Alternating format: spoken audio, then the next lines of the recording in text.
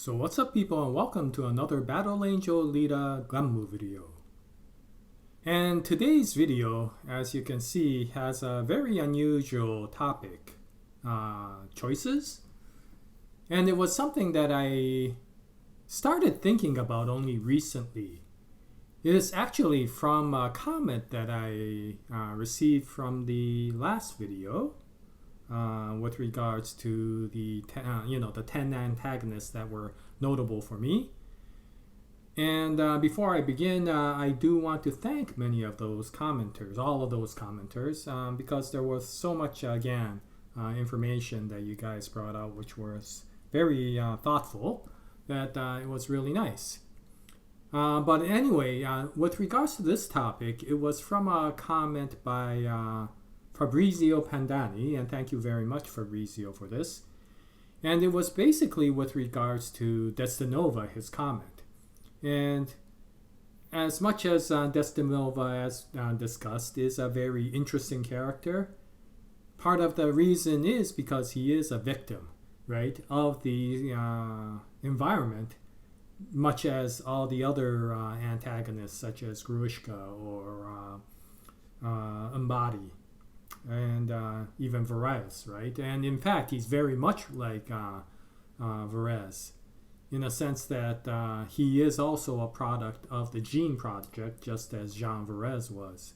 And both are geniuses, and both had a really hard time in probably their early stages of life. And so it's not surprising that Destinova ended up that way. And in some ways, it was his viewpoint that came out of the lifestyle that came about. You know, Erica has a personality, even Alita has a personality, and Destinova went down that road as well. But what brought this topic up in my mind was, if you think about it, there are a lot of people who go through a tremendous amount of difficulty, trauma sometime in their life. Almost the majority of the characters who are, main characters, fairly influential characters, go through some sort of trauma sometime in their life. And many of them, of course, due to that, do go to the dark side, right? Erica is that way, Destinova is that way, Makaku is that way, and we just listed all of those, so I don't need to do that anymore. But what's interesting is we think that that's the typical, but in fact, there are the other characters, right, that go towards the lighter side. They include people like Kero, they include people like Kena, they include people like Daisuke Ito and Dyson Ito, Figure 4, and many other characters out there. And you realize that, was it just because they had a different lifestyle? And in some cases, there probably was some influence to that. But I don't think that's the whole point. And maybe the difference comes due to the choice that each one of these characters make. We often say we could understand this character because of their past. But if you compare it to other characters, there are other characters that had similarly dark pasts, and yet they decided to go a different route. And why did they? And it's not just because they didn't have a dark path, it's because despite them having a dark path, they decided to go a lighter route. Dyson Ito, in fact, the character from the movie, is a very good example of that. Throughout that time, somewhere after he married Shiren, and probably definitely around the time when his daughter Alita was born, his life was hell, right? He had to defend his daughter against the oppression of Zalem, who was trying to exterminate her. And even before the exile, you could imagine just how much stress it put on the parents to defend them against society, which was coming down on them. And by the time they got to the point of being exiled,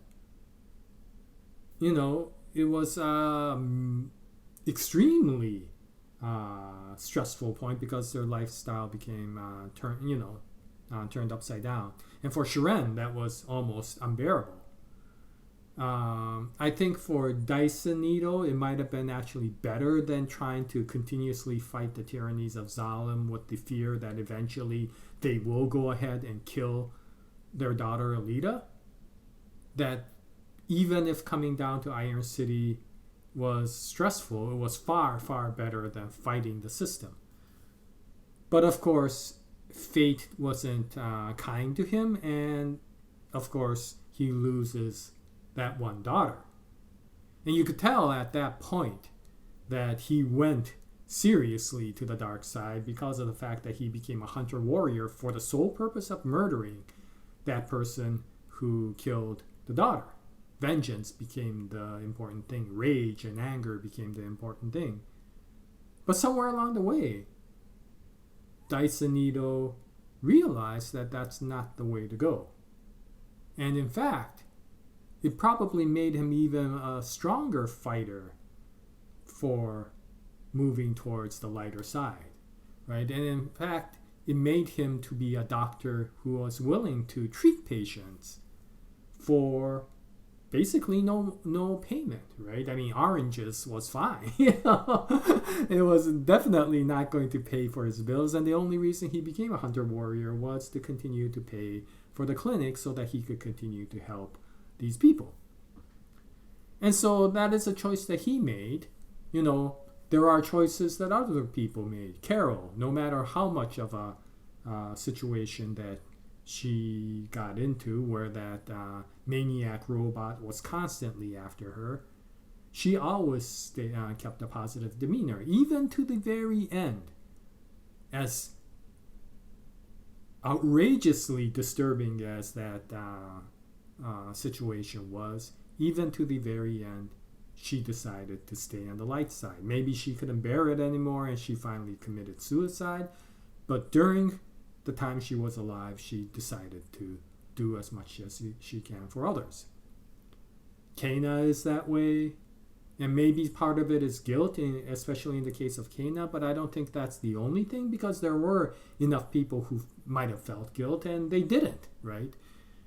And so it's interesting with regards to this story, and maybe Yukito Kishiro writes it that way. We talk about karma a lot, and that the actions will determine the things that happen later, and you could see why each person goes down that route. And yet you see similar sorts of paths that many people went down, and you see a different outcome in the personality. And that is the thing that each one of us is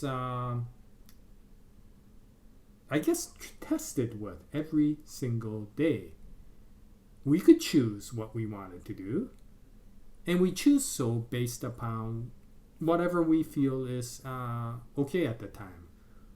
Even a YouTube video like this, do you want to monetize it? Don't you want to monetize it? Is it okay to monetize? Is it not? Each person may have their opinion. Some may see that it's perfectly fine. Some may feel that it isn't. Is it okay to shill for a company if they decided to sponsor you? As a responsibility, it should be. As an action where you may not particularly like the thing that you're shilling, maybe not.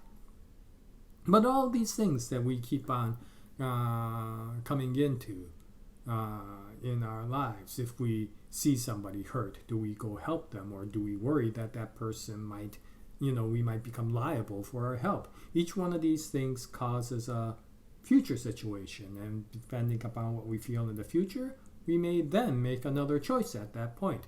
Let's say it did become liable and you did have to pay for helping somebody. Would that stop you from helping somebody in the next time? Or would you actually make your choice that even if it hurt you again, you will continue to help people? And that's the type of choice that these characters are faced with every day. And that may be one of the reasons, once again, despite all of the supernatural, the surreal that comes out in the story, it's one of those things that again makes you feel like you relate to the story is because the actions of the choice that each individual makes to some extent makes sense. Some people will be in a matter of light, trying to do good. Some people will be in a manner of dark, trying to be maybe survival as a choice. Some people may be as an anger because something happened and hurt them in the past, Grushka, for example. Or something may be strong will, such as Daisuke Ito, where no matter how hard a situation was put upon him, he still continued to help the people of the Badlands even. And what's interesting is throughout that situation, Yukito Kishiro writes in a sense that, yeah, sometimes the karma will come back as you deserve. If you did something good, you might get rewarded with that, but that's not always the case. And the question that, of course, comes up between the choice is, do you do it for the consequence or do you do it for your belief of what you actually do? Those things are dealt within the story. Keina aided Destinova doing some of the most horrific experiments you could think of due to the consequence that she didn't want to become one of the experiments which Destinova threatened to her. On the other hand, she basically made the ultimate sacrifice to save Daisuke Ito, because regardless of the consequence, she believed that that is a man worth saving, and she will risk her life to make sure that he is okay. And so even within individuals, same individuals, there may be different reasons for which different choices come in. And why, again, I find the stories to be very interesting is because Yukito Kishiro doesn't take the standard route of, good guys always win and bad guys always lose. But it takes it even one step further in the sense that it's not also other situations as well. Well, like good guys always lose and bad guys always win. It may be by chance, but every person's choice is still there. Japan, for example, you understand exactly why Japan became the way he was at the very latter part of the Japan arc, or actually right from the beginning of the Japan arc. The trauma that he experienced and the rage that came out of him. But at that time, he also had a choice. He didn't have to do what he ended up doing. So as much as you could understand why Japan became that way, it was his choice and he could do a different action. Daisuke Ito did it chose a different route. Daisen Ito chose a different route. Keina chose a different route. Carol chose a different route. In the very end, the movie Hugo chose a different route. I don't know about the comic Hugo.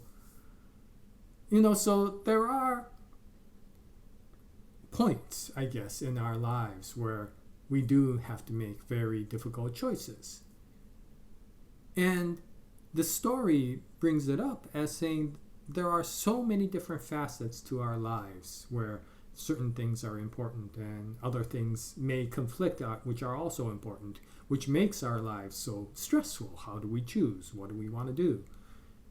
And Battle Angel Alita, again, doesn't simplify these stories. And because of that, these complexities in the choices that these characters do becomes a very important point. Yes, Destinova became evil due to the things that happened in the Gene Project. But there wasn't, a gun pointed to his head to go that direction. He chose to do so based upon the things that happened to him. Baron Muster is the same way. But, once again, it is through the beliefs that many of these people do.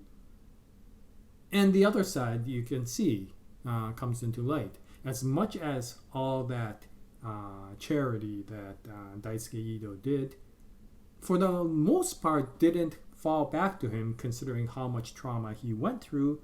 There was that wonderful time at the very end of Last Order where you saw Daisuke Ito survive an execution point and somehow get away, mostly because of the support from people that he was charitable to sometime in the past. So yes, there are, even within the dark stories of Battle Angel Alita, these points of light that really show that sometimes things can go well. But what's interesting about that point was Daisuke Ito never did those charitable things hoping that this sort of situation will come one day and he will be rewarded from that. Regardless of what happened, regardless of what sort of consequence came up, Daisuke Ito did what he did because that's what he believed was the thing. In many ways, you see that of a lot of people. Sure, many people will do good things because they hear that they will be rewarded by that. But other people will do good things not because they will hopefully be rewarded, not because, they may go to some place better in the afterlife, but basically because they believe it's the right thing to do. And what's interesting is in each one of us, we have our light side and our dark. And why the protagonist, Alita, becomes such a relatable character is she is one of the characters in the manga which has a very pronounced light and dark side. And it's the inner conflict that continuously goes on between these two sides that makes her a very interesting character. Sometimes she will give in and go completely into the dark side, when she was assassinating Deckman number 50, when she was working for Toon, when she was in the not the Einherjar, the I'm sorry, the Panzerkunst Academy, and Grunthal. I'm sorry. There was probably things that she did that was very questionable. We know one of them was the Cameron tragedy, right? But on the other hand, she has also made many choices for the favorable, right? The original ending, the retconned ending, the ending for Last Order. All these things that came out where she, despite the consequences, decided that she would make a sacrifice. And so I like this story because, again, it gives very complex versions. It doesn't dumb it down for any one side. It doesn't dumb it down for the idealistic side of, only good choices will be rewarded and bad choices will not. No. It makes the things where it challenges each one of these characters to say, you may not be rewarded by doing good things, but will it keep you from doing good things? You might get rewarded from doing bad things, and sometimes those rewards may be worthwhile, such as saving a person you care for. And so each one of us and each one of these characters goes through their choices that they do in the comic. And you may not agree with them, and you may not like them, but you can understand the difficulties that they have and the choices that they made. And what's interesting is whether you take a Agam body, whether you take a Makaku, or whether you take a Sapan, the conflicts that the protagonists and the antagonists do are often determined not by who is evil or who is good, by which choice did that person make sometime in the past. And as much as somebody may be an antagonist in one situation, may not be in another. As much as you detested Aga Mbadi during the Last Order, you do find out that he was trying to battle the same, to keep order in the solar system. And so it is an interesting thing with regards to choice. And it is something that I have a hard time explaining, so I apologize for the tangents and the complete babbling of, to some extent, nonsense. But I found this to be very interesting, and it was something that really hit me recently, thinking about karma and how these characters change. Yes, karma may be there and the characters may change, but this is the thing that may be the one difficulty for Destinoma's Karmatron dynamics. Just because you make the environment in a certain way doesn't always mean the person who you are looking at will make a certain choice all the time. And maybe that is another variable that he can bring in, is the personality of that person. But even within that, as you see in Alita, there is some, variable, and there is some percentage or probability in terms of whether she will do what you feel is good or what you will feel may be questionable. And once again, that is one of the reasons why I really like the series. But anyway, as vague as it is and as strange as it is, I did want to make this video just to hear from you guys what you feel about that. Do you feel that aside from karma, the choices that these people make are important to the very fabric of the story? And do you also feel that because these people make such choices that are very complex, that it makes the story a lot more real and a lot more relatable? Anyway, that's about it for this video. I'll continue to make more videos in the future. I was going to make a essays type video again, this time with regards to Kairula Sanguis, but I think I'll do that some other time. And thank you very much for watching this video. And I hope you join me in my next Alita video. And until then, happy manga reading, happy movie watching, especially October 30th. And as always, Jaya, nice day, everyone.